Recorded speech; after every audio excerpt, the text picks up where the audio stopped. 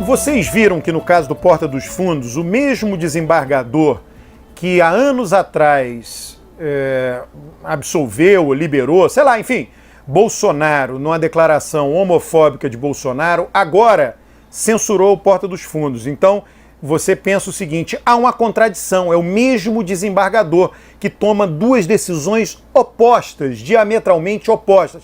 E a leitura fácil é dizer, ele é um desembargador de direita. Então, essas duas decisões são coerentes porque na primeira decisão ele favorece o discurso de direita de Bolsonaro, na época deputado federal, e hoje ele, ao tomar a decisão de censurar o Porta dos Fundos no sketch lá, no filme do Jesus Cristo Gay, ele vai contra a esquerda. Então muita gente diz, a coerência está aí. Tá bom, é verdade. Agora, eu quero ir a algo que antecede isto, que inclusive eu trato em vídeo, se você quiser, veja um vídeo meu, Os Juízes com a Palavra, Os Juízes Falam, né, que trata justamente desse assunto, qual seja o livre convencimento motivado do juiz. O que esse desembargador pode argumentar nas duas decisões dele, nessas duas decisões contraditórias de acordo com a visão da liberdade de expressão?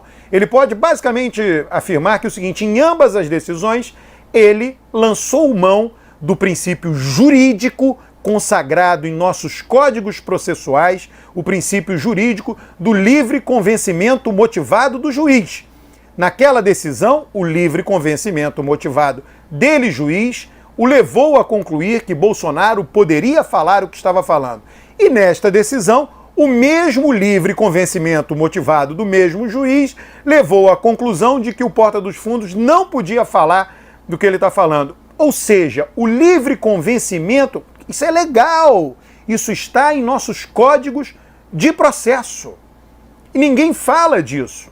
O livre convencimento motivado, portanto, com esses dois exemplos, você percebe que o livre convencimento motivado permite que o juiz não preste contas a ninguém.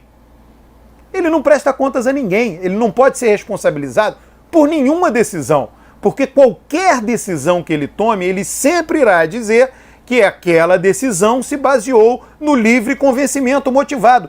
E não é assim em outros países do mundo. É assim no Brasil, mas não em outros países do mundo, onde o juiz não pode sair tomando decisões no convencimento individual dele, simplesmente porque ele tem que prestar contas a outros juízes e prestar contas à sociedade de uma certa coerência de suas decisões, porque a justiça precisa tomar decisões que confiram ao mundo previsibilidade.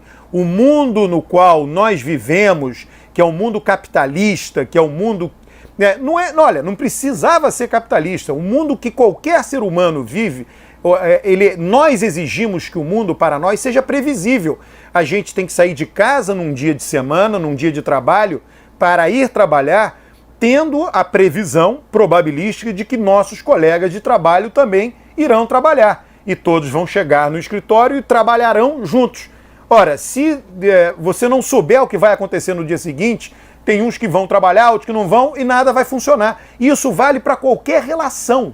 Né? O que se espera, qual a previsibilidade que se espera do papel de um pai, de uma mãe, né? Muitos traumas infantis, muitos traumas de crianças ocorrem por conta da falta, porque elas esperavam, a previsibilidade delas era de um comportamento dos pais, né, do pai ou da mãe, e veio um outro comportamento. Então nós fomos treinados, a nossa cabeça, a nossa psicologia, para que o mundo seja previsível. Quando um juiz toma decisões assim, ele torna o mundo imprevisível. E quando isso se aplica ao sistema econômico dentro do qual nós vivemos, que é o sistema econômico capitalista, isso é muito ruim. Imagina juízes tomando decisões sobre negócios baseado no livre convencimento motivado. Isso é uma ideologia praticamente. Não só o juiz está protegido legalmente, mas isso é ensinado nas faculdades de direito. O estudante de direito aprende isto. Então, situações econômicas semelhantes ou equivalentes podem motivar, né, o livre convencimento do juiz para direções inteiramente opostas. É isso que eu sempre digo no nosso sistema judiciário. É um sistema judiciário pré-moderno e ninguém diz isso. Né? Esse exemplo, repito, esse exemplo do desembargador que toma duas decisões que você olha e diz, bom, então quando alguma decisão dessa cair na mão dele, ele vai tomar qual decisão? A decisão de permitir falar ou a decisão de não permitir falar? A decisão de censurar? Qual decisão que ele irá tomar? Ninguém sabe. É absolutamente imprevisível. E ele pode fazer isto. O pior de tudo é que ele pode fazer isso. Pode fazer isso sem que haja nenhuma consequência negativa para ele. Não por causa do corporativismo dos juízes, mas porque ele pode e deve seguir o livre convencimento motivado. Porque a crítica fácil é dizer, não, era o juiz de direita, por isso que tomou essas duas decisões, e ele não será punido porque o sistema é corporativo. Eu estou indo além disso. Ele pôde tomar essas duas decisões por causa do livre convencimento motivado, e esse mesmo livre convencimento motivado que permite com que ele não preste contas a ninguém. E que se alguém se for parar esse caso no CNJ, os juízes lá do CNJ vão dizer, ora, mas ele se comportou de acordo com o livre convencimento motivado. Não é corporativismo, é a lógica do sistema que está funcionando.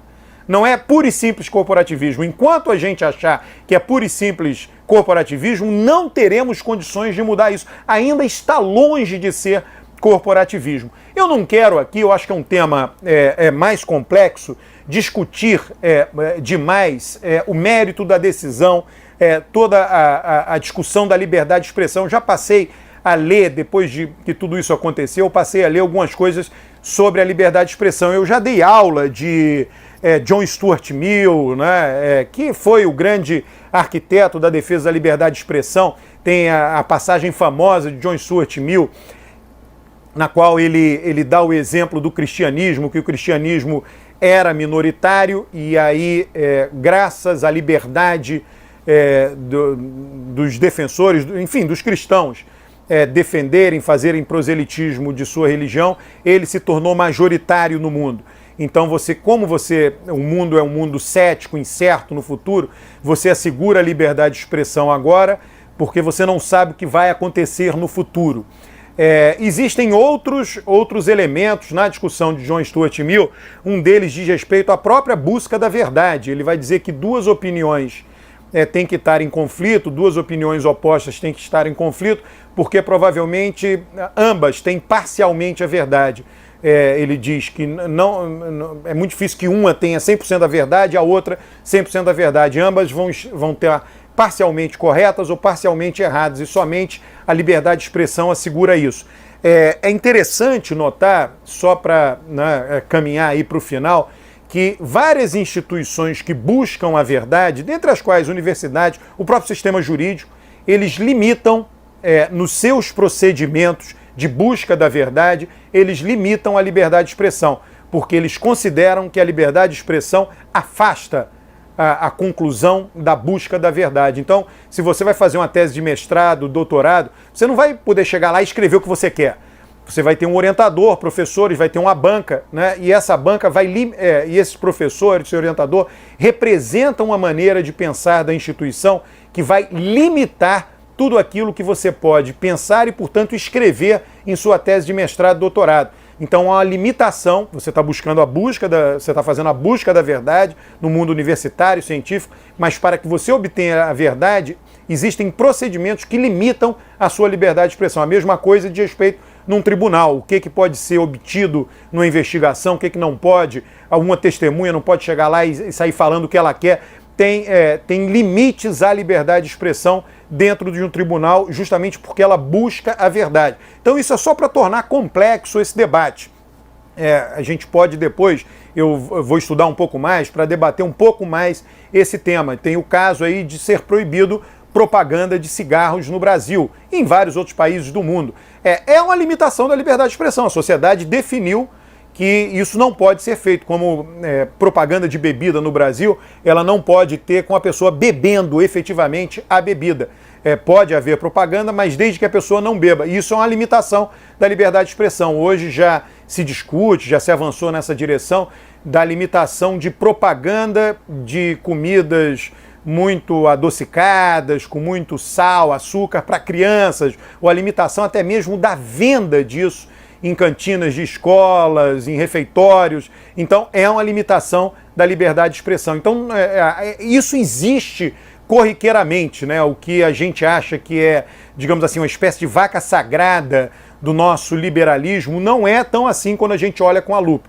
Então, por isso que essas decisões, né, são decisões sempre questionadas, não tem a menor dúvida, porém, elas estão muito, quer dizer, a limitação da liberdade de expressão está muito mais presente no nosso cotidiano do que a gente imagina, como você pôde notar por todos esses exemplos que eu acabei de passar aqui. Mas o assunto aqui era o livre convencimento motivado. E de acordo com o livre convencimento motivado, o desembargador do Rio de Janeiro foi coerente, tanto quando a gente coloca as duas decisões, a que liberou Bolsonaro fazer declarações homofóbicas e a que censurou o Porta dos Fundos. E ele não pode ser responsabilizado, porque ele está protegido pelo livre convencimento motivado. Essa bola passa para os juristas. Os juristas é que têm que dizer como eles permitem que esse instituto ainda sobreviva no Brasil. Isso faz com que a nossa justiça seja efetivamente uma justiça medieval, atrasada, pré-moderna.